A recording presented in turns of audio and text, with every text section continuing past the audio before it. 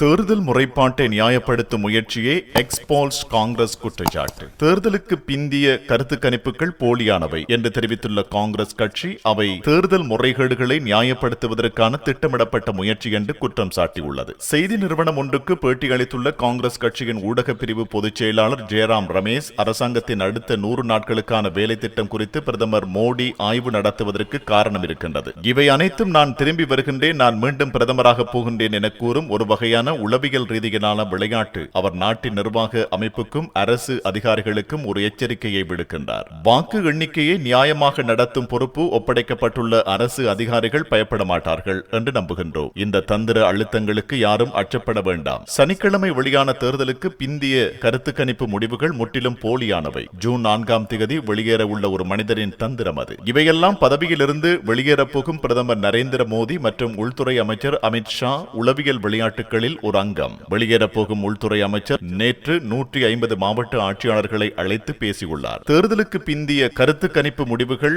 உண்மையுடன் ஒத்துப்போகவில்லை. கருத்து கணிப்பில் NDA கூட்டணி சில இடங்களில் அங்கிருக்கும் மொத்த இடங்களை விட அதிக இடங்களில் வெற்றி பெறும் என்று தெரிவிக்கப்பட்டுள்ளது. நேற்று இந்தியா கூட்டணி கட்சிகள் கூடி பேசினோம். நாங்கள் மாநில வாரியாக பகுப்பாய்வு செய்தோம். இந்தியா கூட்டணி 295 இடங்களுக்கு குறையாமல் வெற்றி பெறும். இந்த கருத்து கணிப்புகள் எல்லாம் மோடியை நியாயப்படுத்தும் ஒரு முயற்சி. இது மின்னணு வாக்குப்பதிவு இயந்திரங்களின் முறைகேடுகளை நியாயப்படுத்துவதற்கான திட்டமிடப்பட்ட முயற்சியாகும். மேலும் காங்கிரஸ் மற்றும் இந்தியா கூட்டணி கட்சி தொண்டர்களின் மன உறுதியை குலைப்பதற்கான முயற்சியுமாகும். நாங்கள் பயப்பட போவதில்லை. தேர்தலுக்கு பிந்திய கருத்து கணிப்பு ஜூன் 4ஆம் தேதி வெளியாகும் உண்மையான தேர்தல் முடிவுகளில் இருந்து மாறுபட்டு இருக்கும் என்பதை நீங்கள் பார்ப்பீர்கள். அவை அரசியல் கருத்து கணிப்புகள், தொழில்முறை கருத்து கணிப்புகள் இல்லை. காங்கிரஸ் பொருளாளரும் கட்சியின் மூத்த தலைவருமான அஜய் மக்கான் வாக்கு எண்ணும் போது உதவி தேர்தல் அதிகாரியின் மேசைக்கு அருகில் கட்சியின் முகவர்கள் அனுமதிக்கப்பட மாட்டார்கள் என்ற விஷயத்தை தேர்தல் ஆணையத்திடம் எழுப்பியுள்ளார். அவர்களிடமிருந்து சில பதில்கள் வந்துள்ளன. வேட்பாளர்கள் வெளிப்படுத்திய நியாயமான அச்சத்தின் அடிப்படையிலேயே அவர் இந்த கேள்வியை எழுப்பியுள்ளார். இதுபோன்ற பிரச்சனைகள் தொடர்பான தேர்தல் ஆணையகத்தின் முன்பு காங்கிரஸ் கட்சி